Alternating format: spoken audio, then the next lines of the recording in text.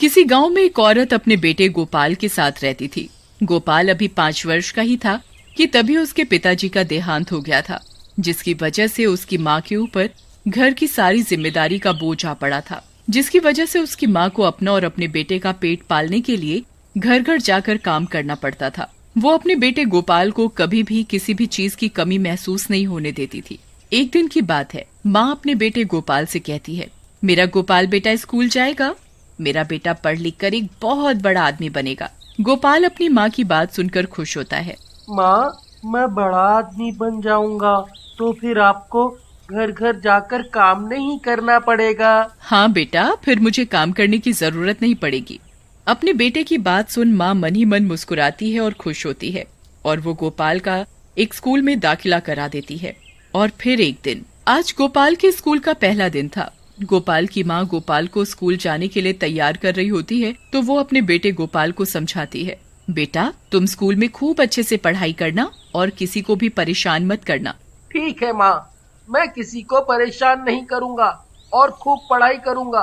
पर माँ, अगर मुझे किसी ने परेशान किया तो तब भी मैं किसी को कुछ नहीं बोलूँ। अरे मेरा राजा बेटा, मेरी एक बात याद रखना, तुम अपनी तरफ से कोई गलती मत करना, लेकिन अगर तुम्हें कोई कुछ कहे तो चुप भी मत बैठना। माँ गोपाल को समझाते समझाते स्कूल लेकर जाती है। तभी गोपाल का स्कूल भी आ जाता है और गोपाल स्कूल में चला जाता है। और फिर क्लास में पहुंचकर सभी बच्चे गोपाल से पूछते हैं, तुम्हारा नाम क्या है? मेरा नाम गोपाल है। गोपाल दूसरे बच्चे से पूछता है, तुम्हारा नाम क्या है? मेरा नाम मोहित है। और तुम कहाँ रहते हो? मेरा घर पास ही में है। मोहित और गोपाल दोनों अच्छे दोस्त बन जाते हैं। और फिर कुछ देर बाद स्कूल की छुट्टी हो जाती है तो मोहित और गोपाल दोनों साथ साथ घर जाते हैं। तभी मोहित के पिताजी मोहित को घर ले जाने के लिए आते हैं। मोहित बेटा, चलो घर चले। मोहित गोपाल से कहता है, ये मेरे पिताजी हैं। तुम्हारे पिताजी तुम्हें लेने नहीं आए? गोपाल उदास मन से कहता है, मेरे पिताजी नहीं हैं, वो मर गए। ये कहकर गोपाल अपने घर चला जाता है और घर आकर अपनी माँ से बोलता है, माँ, मेरे पिताजी क्यों मर गए? सबके पिताजी स्कूल से लेने आते हैं, पर मेरे तो पिताजी ही नहीं हैं। तू चिंता क्यों करता है, मैं हूँ ना, अब से मैं तुझे स्कूल से लेने आ जाया करूँगी। अब खुश? गोपाल अपनी माँ की बात सुनकर बहुत खुश हो जाता है और उसकी माँ उसे खाना खिलाती है। खाना खाते खाते गोपाल अपनी माँ से कहता है, माँ, आप घर घर जाकर सारा दिन काम करती रहती हो, आप थकती नहीं हो? मेरे गोपाल बेटा, पेट भरने के लिए काम तो करना ही पड़ेगा, तुझे बहुत बड़ा आदमी जो बनाना है। गोपाल अपनी माँ से पूछता है, माँ, क्या ऐसा नहीं हो सकता कि मुझे कोई जादुई चीज मिल जाए जिससे मैं आपके लिए सब कुछ ले सकूं जिसकी आपको जरूरत है? फिर आपको कभी काम करने की जरूरत नहीं पड़ेगी। माँ गोपाल की ऐसी बात सुनकर मुस्कुराती है और गोपाल से कहती है, बेटा ऐसी कोई चीज नहीं होती, तुम फालतू की बातों पर ध्यान मत दिया करो। तभी गोपाल अपनी माँ से बोलता है, माँ, मैं खेलने जाऊँ? हाँ बेटा, पर ज्यादा दूर मत जाना, यहीं घर के पास ही खेलना। फिर उसकी माँ अपने काम में लग जाती है। गोपाल खेलते खेलते दूर निकल जाता है और सोचता रहता कि काश मुझे कोई जादुई चीज मिल जाए जिससे मेरी माँ को किसी भी चीज की कोई कमी ना हो। वो सोच ही रहा होता है, तभी उसे वहाँ एक सड़क पर पड़ी हुई एक अंगूठी मिलती है। वो दिखने में एक अजीब सी अंगूठी लग रही थी और वो उस अंगूठी को उठा लेता है और उसे अपने हाथ में पकड़कर बड़े गौर से देखता है। ये अंगूठी तो बड़ी अच्छी है। तभी उस अंगूठी में से एक भूत निकलता है। भूत देखकर गोपाल बड़ा खुश होता है। अरे वाह, अंगूठी में से आदमी निकला। गोपाल की बात सुनकर भूत हंसने लगता है। तुम्हें मुझसे डर नहीं लगता? मैं अब बड़ा हो गया हूँ ना, इसलिए मुझे आपसे डर नहीं लगता। गोपाल की बात सुनकर भूत हैरान होता है और गोपाल से बातें करने लगता है। बातों बातों में गोपाल भूत को अपनी माँ और पिताजी के बारे में बताता है।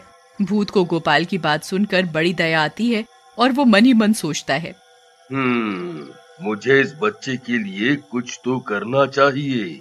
गोपाल भूत से पूछता है, भूत अंकल, आप इतनी छोटी सी अंगूठी में से कैसे निकले? जादू से। क्या ये अंगूठी आप मुझे दे सकते हो? तुम क्या करोगे इस अंगूठी का? मैं ना अपनी माँ के लिए बहुत सारे पैसे मांगूंगा इस अंगूठी से, जिससे मेरी माँ को कभी काम नहीं करना पड़ेगा। अच्छा, तुम्हें अपनी माँ के लिए चाहिए ये अंगूठी?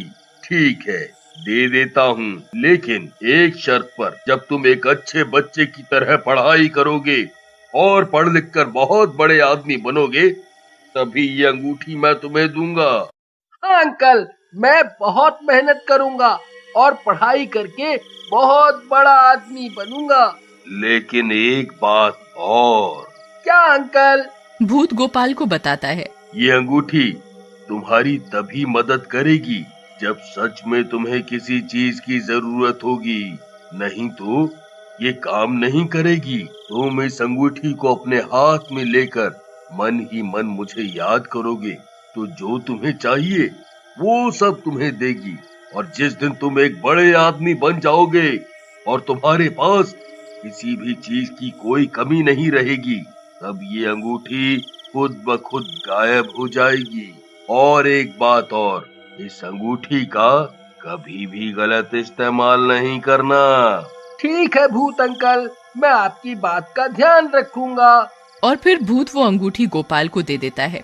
अंगूठी देने के साथ ही भूत गायब हो जाता है। घर पहुंचकर गोपाल अपनी माँ को आवाज लगाता है, माँ, बहुत जोरों की भूख लगी है, मुझे खाना दे दो। अभी लाई बेटा। गोपाल की माँ रसोई से खाना लाती है। गोपाल देखता है कि खाने में 2 सूखी रोटी और नमक है। अरे माँ, आज खाने में कोई सब्जी नहीं है। गोपाल की माँ मायूस होकर, बेटा आज तुम नमक से ही रोटी खा लो, पैसे न होने के कारण आज सब्जी नहीं बन पाई है।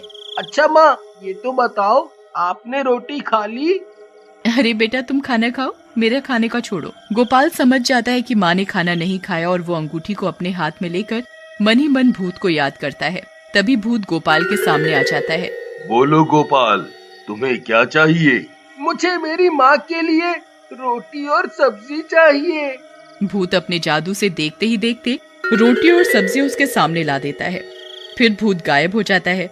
तभी गोपाल अपनी माँ को बुलाता है, माँ आ जाओ, खाना खा लो। माँ रसोई से निकल कर आती है तो हैरान होकर देखती है, अरे बेटा ये इतनी सारी रोटी और सब्जी कहाँ से आई? माँ तुम बस खाना खाओ। गोपाल और उसकी माँ पेट भरकर खाना खाते हैं। खाना खाकर गोपाल को नींद आने लगती है और वो अपनी माँ से कहता है, माँ लगता है आज मैंने ज्यादा खा लिया, मुझे नींद आ रही है, मुझे अब सोना है। फिर गोपाल सोने चला जाता है। गोपाल सो रहा होता है तो माँ देखती है कि उसके हाथ में एक अंगूठी रखी हुई है, तो अंगूठी गोपाल के हाथ से लेकर रख देती है और खुद भी सो जाती है। फिर आधी रात को गोपाल और उसकी माँ सो रहे होते हैं तो गोपाल की माँ को कुछ अजीब सी आवाजें सुनाई देती हैं। आवाज सुनकर गोपाल की माँ की नींद खुल जाती है। वो देखती है कि अंगूठी में से कुछ आवाजें आ रही हैं। अरे ये आवाज इस अंगूठी में से कैसे आ रही है?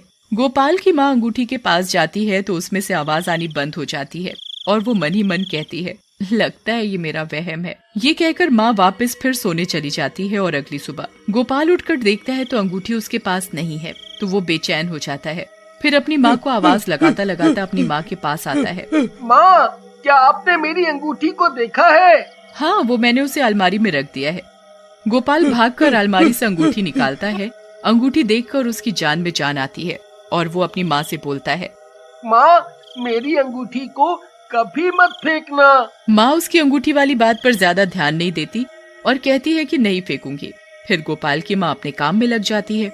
गोपाल भी अपनी माँ से कहता है, माँ आज तो स्कूल की छुट्टी है, मैं खेलने जाऊँ? हाँ जाओ, पर ज्यादा दूर मत जाना। गोपाल अंगूठी वहीं घर में रखकर खेलने चला जाता है। गोपाल की माँ भी अपने घर के काम में लग जाती है। वो काम कर ही रही होती है तभी उसे पास रखी अंगूठी में से आवाज सुनाई देती है। माँ अंगूठी के पास जाती है तो उसमें से आवाज आनी बंद हो जाती है। माँ को कुछ अजीब सा लगता है, ये कैसे हो सकता है?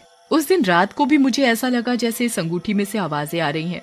आज फिर ऐसा लगा जैसे अंगूठी में से आवाजें आ रही हैं। कहीं ये मेरा वहम तो नहीं है? तभी गोपाल भी खेल कर आ जाता है। गोपाल की माँ गोपाल से कहती है, गोपाल मैं काम करने जा रही हूँ, तुम घर पर ही रहना, कहीं बाहर मत जाना। ठीक है माँ। माँ फिर अपने काम पर चली जाती है। शाम को माँ को उदास और रोता देखकर गोपाल माँ से पूछता है, माँ क्या हुआ, आप रो क्यों रहे हो? कुछ नहीं बेटा। माँ बताओ ना, क्या बात है, आप क्यों रो रही हो? जहाँ मैं काम करती हूँ उन्होंने आज मुझे पैसे देने से मना कर दिया। बोला कल पैसे लेना। अब तू ही बता आज मैं खाना कैसे बनाऊंगी। माँ बस इतनी सी बात, तुम चिंता मत करो, अब मैं बड़ा हो गया हूँ ना, मैं आपको भूखा नहीं रहने दूंगा। माँ गोपाल की बात सुनकर मुस्कुराती हुई रसोई में चली जाती है कि गोपाल के लिए कुछ खाने को ले आए। अपनी माँ के जाने के बाद गोपाल मन ही मन अंगूठी के भूत से खाना और पैसा मांगता है। अंगूठी का भूत खाना और कुछ पैसे गोपाल को देता है और गायब हो जाता है। तभी माँ भी आ जाती है। ये पैसे और खाना कहाँ से आया? माँ आप खाना खाओ।